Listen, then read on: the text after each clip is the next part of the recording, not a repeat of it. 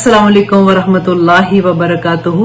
अल्हम्दुलिल्लाह हम में से सभी आजकल ज़िलहज के पहले 10 दिन में से गुजर रहे हैं, जिसकी फजीलत और बरकत इतनी ज्यादा है कि नबी सल्लल्लाहु अलैहि वसल्लम ने फरमाया कि पूरे साल के दिनों में से सबसे ज्यादा अफसल तरीन दिन ये ज़िलहज के पहले 10 दिन हैं।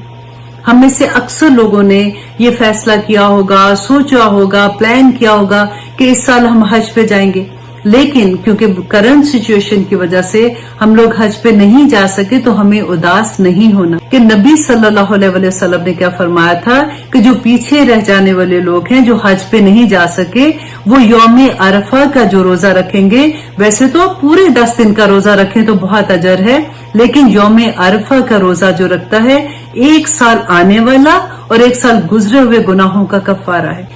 एक एक लम्हा उसका ऐसा है कि इसमें इबादत करके, तस्बीहात करके, नेकी के काम करके हम अल्लाह सुब्हानहू तआला से उसका अजर ले सकते हैं। अल्लाह सुब्हानहू तआला हमें सबको तौफीक अता करे कि हम एटलीस्ट यौम अरफा का रोजा रख सके। आमीन सुम्मा आमीन।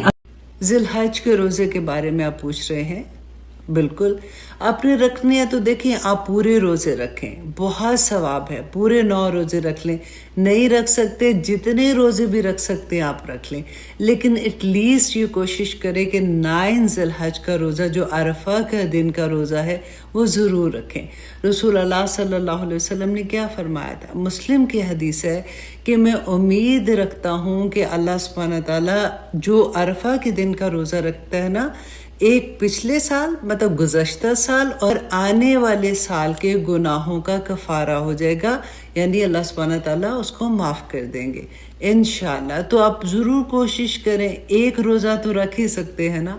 लेकिन इतनी डर वाली बात यह है कि जो अल्लाह की तरफ हकूक है, जैसे फॉर एग्जाम्पल नमाजों में कमी हो गई थी, रोज़ों में हो गई, या जो भी अल्लाह सुब्हानहू तआला की इबादत में, अल्लाह सुब्हानहू तआला तो रहीम है, करीम है, अल्लाह सुब्हानहू तआला हमें माफ़ कर देंगे इंशाअल्लाह जब हम माफ़ी मांगेंगे, जब हम तौबा करेंगे, राइट।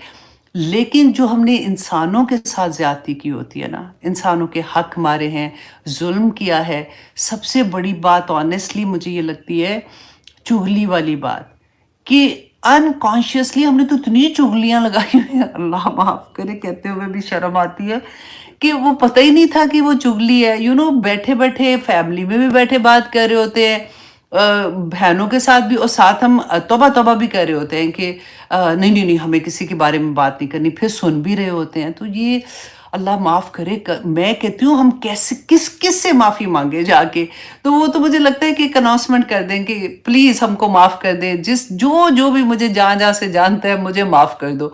तो it's not that easy honestly. अच्छा, एक स्टूडेंट ने क्वेश्चन पूछा था कि जब मुझे ये पता चला तो मैंने कॉन्शियसली उन लोगों को कॉल करके माफ़ी मांगी जिनके साथ भी मैंने जो भी बात हुई थी। तो अगर उनमें से कुछ लोग ऐसे थे कि जिन्होंने कहा कि हम तो माफ़ नहीं करेंगे, तुम्हें अल्लाह ही पूछेगा, तुम्हें इसकी सज़ा मिलेगी।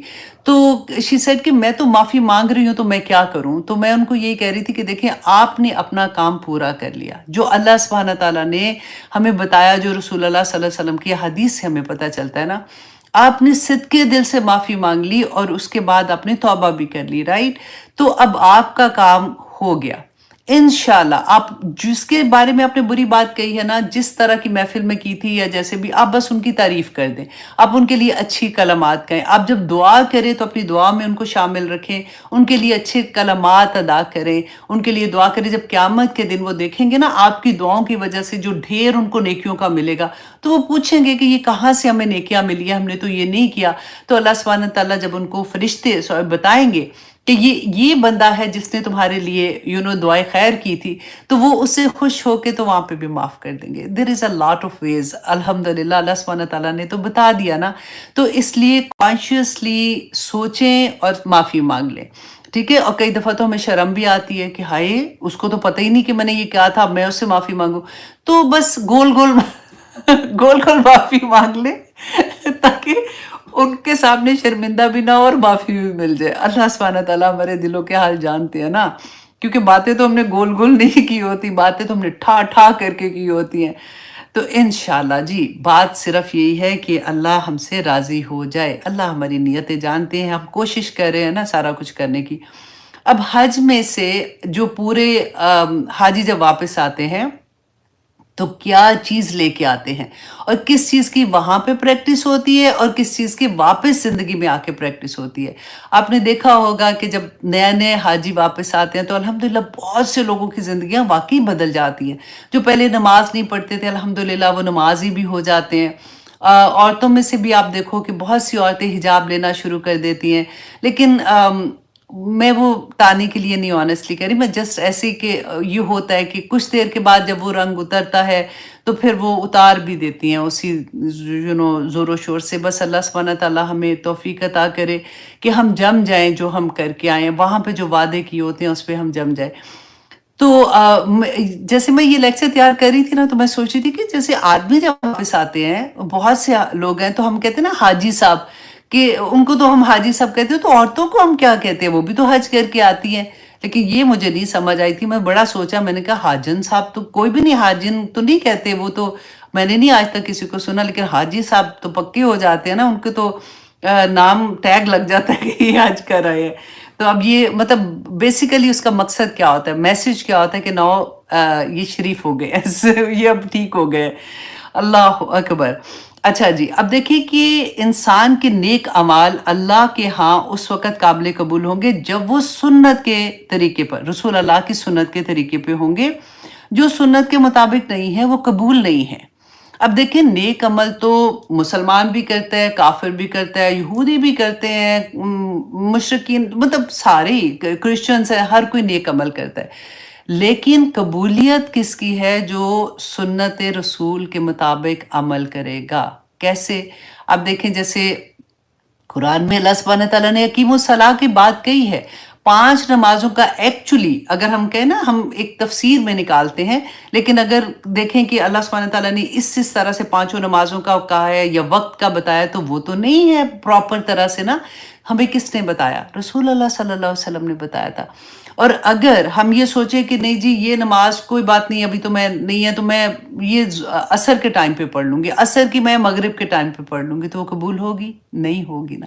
اسی طرح سے وضو کا طریقہ، ہم کہیں جی نہیں کیا ہے، صاف ستھری تو ہوں میں، تو میں نے کیا کرنا ہے، میں اس طرح کا وضو نہیں ہے تو میں بس ہاتھ دھو کے میں وضو کر لیتی ہوں، تو وضو ہوگا؟ نہیں ہوگا. ہر وہ طریقہ، ہمیں تو ہر طریقہ جو رسول اللہ نے بتایا ہے نا، اگر ہم سنت پہ عمل نہیں کرتے تو پھر وہ ہماری مرضی کی جو نیکیاں ہوں گی وہ اس طرح سے قبولیت ان کی نہیں ہے. اور دیر از اے لانگ لسٹ اگر آپ اس کو دیکھیں.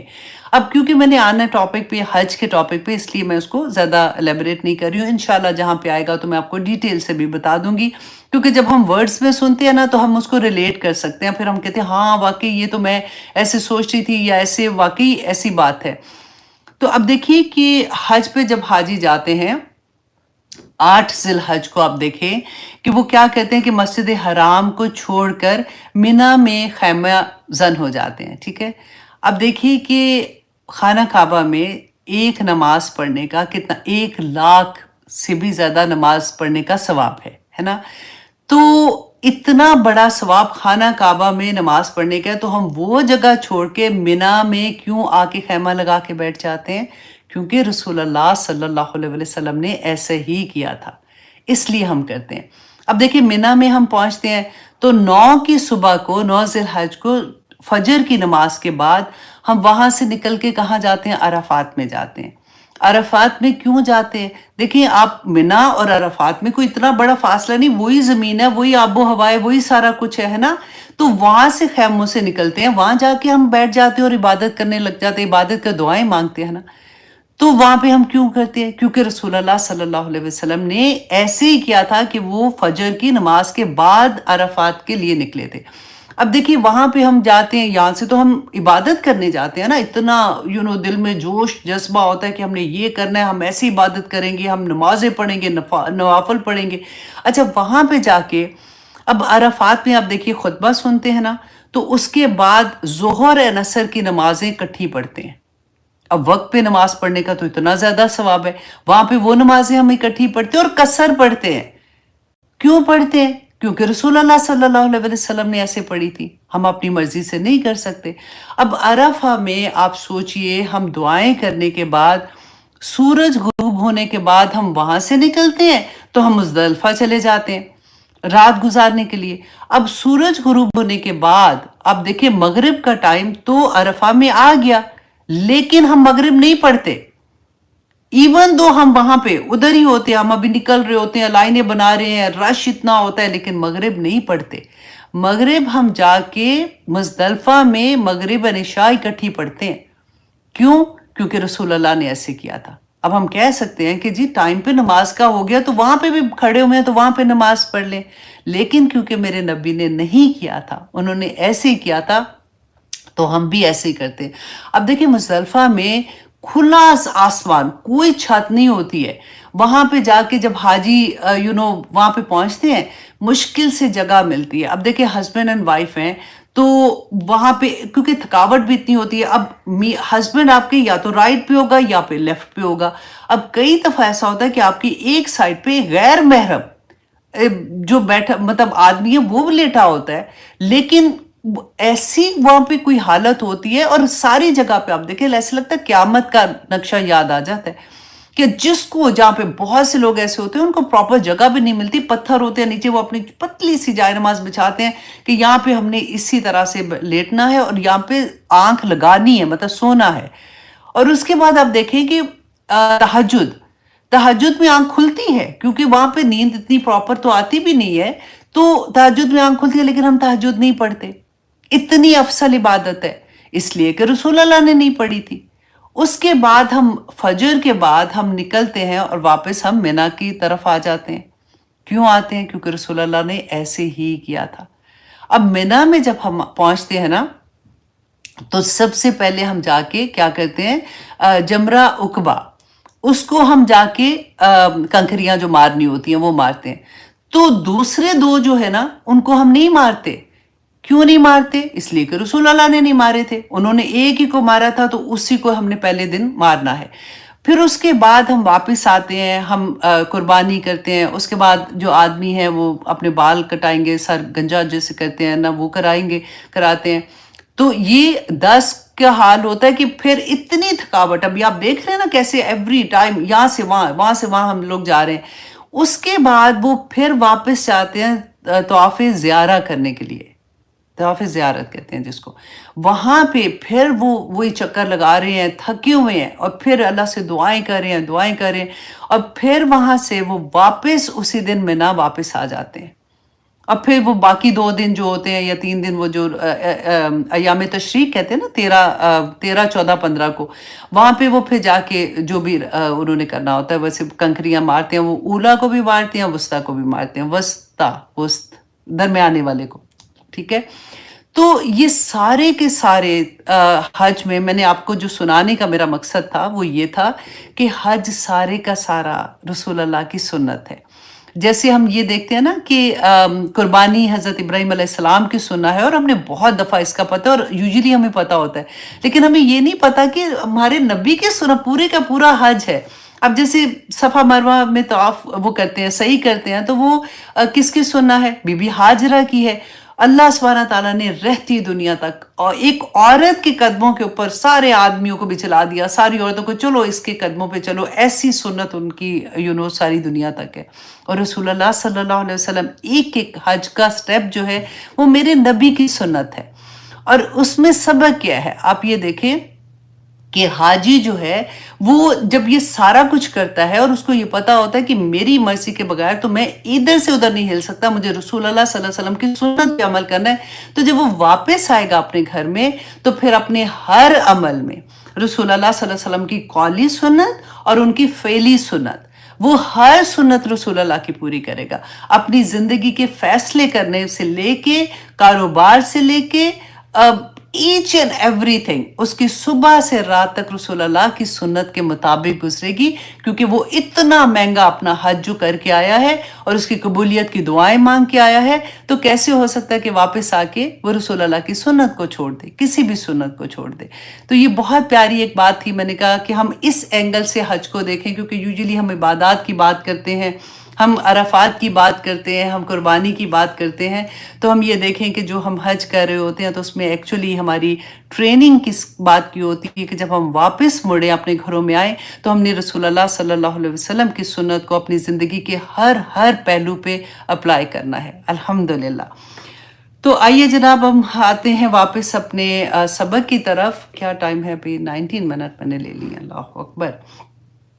جی ہاں، ہم کر رہے ہیں سورہ یوسف کی آیت نمبر 23. اور سورہ یوسف آپ دیکھیں کہ اتنی پیاری کہ جیسے میں نے لاسٹ ٹائم بھی آپ کو کہا تھا کہ ایک ایک آیا جو ہے نا وہ ایسے ہے جیسے اس سے آگے گزرنے کو اتنے سبق ملتے ہیں کہ ہماری ریگولر زندگی میں ہم نے کیسے اس کو اپلائی کرنا ہے. تو ابھی تک ہم نے کیا پڑھا تھا، تھوڑا سا ریکیپ کر لیتے ہیں کہ حضرت یوسف علیہ السلام جو تھے انہوں نے خواب دیکھا تھا. ان کے فادر نے کہا تھا کہ دیکھو تم نے اپنے بھائیوں کو یہ نہ بتانا، شیطان جو ہے وہ بڑا دشمن ہے انسان کا. اس کے بھائیوں نے کیونکہ جیلسی کی وجہ سے حسد کرتے تھے، حضرت یوسف علیہ السلام کو کنویں میں پھینک دیا. وہاں سے قافلہ گزرا تھا جس نے مصر میں جانا تھا. وہ قافلے نے ان کو مال سمجھ کے، کیونکہ اس زمانے میں انسان بکتے تھے، تو مال سمجھ کے اس کو اٹھا لیا اور جا کے مصر میں ان کو بیچ دیا. وہاں پہ ان کو جو عزیز مصر ہے اس نے اس کو خریدا. اب خریدنے کے بعد دیکھیں اس کے لفظ، اب غور کریں یہاں پہ. اپنی بیوی کے پاس جب وہ گھر میں لے کے گیا تو اس نے اپنی بیوی سے کہا کہ یہ میں جو لایا ہوں بچہ، یہ اس کو اچھی طرح سے رکھنا، ہو سکتا ہے ہم اس کو اپنا بیٹا بنا لیں. ٹھیک ہے، تو کانسیپٹ آپ یہاں پہ دیکھیے اور فیلنگز بھی ساتھ دیکھیے. آپ پڑھتے ہیں نا تو آپ کو اچھے سے اندازہ ہوگا کہ دا مومنٹ کوئی ایسی والی بات کرتے ہو تو وہ بچے سے ایک فرق طرح کی محبت ہوتی ہے کہ میں بیٹا، مطلب ورڈ آ گیا نا ساتھ. اچھا، اب یوسف علیہ السلام اس گھر میں بڑے ہو رہے ہیں. وہ پہلے میں نے آپ کو بتایا تھا 10 سے 12 سال کا بچہ. اب وہ بچہ جو ہے وہ بڑا ہو رہا ہے اور وہ بچہ جو ہے اب ہو گیا کتنا، 18-20 سال کے درمیان میں. وہ پیارے بھی تھے لیکن ابھی پیارے کو آپ سائڈ پہ کرے. ابھی یہ دیکھیں کہ اب وہ بچہ بڑا ہو گیا ہے تو جوان ہو گیا. اب یہ جو عزیز مصر کی بیوی تھی، ان کا نام جو زلیخا سٹوریز میں آتا ہے، اور میں نے آپ کو بتایا کہ قرآن میں اور تورا میں یہ نام نہیں ہے، یہ تلمود میں ان کا نام زلیخا آیا ہے. اس لیے کہیں کہیں میں اگر یوز کرتی ہوں تو آپ کو سمجھ آ جائے گی کہ عزیز مصر کی بیوی کے بارے میں بات کر رہی ہوں. اب ان کی بیوی جو تھی نا، آپ یہ سوچیں یہ کوئی بوڑھی عورت نہیں ہے، یہ ینگ لڑکی ہے جو شادی شدہ ہے لیکن ابھی اس کے بچے نہیں ہیں. ٹھیک ہے، اور گھر میں رہ رہی ہے. اور یہ عام عورت نہیں ہے، یہ وہاں کی ایلیٹ کلاس جو ہوتی ہے نا وہاں کی عورت ہے، کیونکہ اس کا خامن جو ہے وہ بہت، اس کا جو پوسٹ ہے وہ بہت بڑی پوسٹ پہ ہے. جیسے آپ سوچیں کہ کوئی بہت بڑا سیاستدان ہمارے ملک کا، ان کی فیملی اور اس کے پھر دوستیاں ساری، وہ پورے ایسے ایک گروپ ہوتا ہے نا سارے کا سارا، اس طرح کا یہ خاندان ہے. اب یہ عورت جو ہے، اس کی سٹوری اور پھر اس بچے کی سٹوری جو کہ حضرت یوسف کے نام سے ہے، یہ ہم دیکھیں گے کہ ہمیں اللہ سبحانہ تعالیٰ اس میں کیا سبق دیتے ہیں. اعوذ باللہ من الشیطان الرجیم، بسم اللہ الرحمن الرحیم. وراودت، اچھا یہ آیت نمبر ہے 23. ٹھیک ہے، وراودت التی هو فی بیتها عن نفسہ، کہ وہ پھسلانا چاہا کس کو، یوسف علیہ السلام کو. وراودت اس کو، یوسف علیہ السلام کو، التی ہوا فی بیتہا، جس کے گھر میں وہ رہتے تھے، عن نفسہ ہی، اپنے نفس سے. اب یہاں پہ دیکھیے کہ یہ عورت جو ہے نا یہ شادی شدہ ہے، جیسے میں نے آپ کو بتایا. اب یوزلی کیا ہوتا ہے کہ شادی شدہ عورت کے بارے میں ہمارا یہ کانسیپٹ ہی نہیں ہوتا. ہمیں پتا ہوتا ہے نا، فار ایگزامپل کسی کے بارے میں ہم بات کرتے ہیں کہ وہ لڑکی کا افیئر ہے فلاں لڑکے کے ساتھ، تو ہم ایکسیپٹ کر لیتے ہیں، مائنڈ کہتے ہیں کہ ہاں ہوگا. لیکن شادی شدہ عورت کے بارے میں اگر پتا ہو نا کہ فلاں کی بیوی کا تجھے پتا ہے فلاں کے ساتھ ہے، تو ہم کہیں نہیں وہ تو ایسے، وہ غلط بات نہیں کرو، وہ تو شی از اے میرڈ وومن.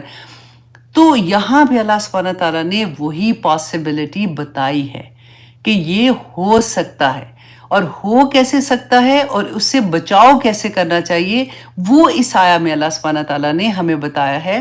کیونکہ آپ دیکھیے 5واں سپارہ جو ہے اس کا شروع میں آپ دیکھیے اللہ سبحانہ تعالیٰ نے والمحسنات کا لفظ استعمال کیا نا. یہ سین سے نہیں، یا سواد سے ہے.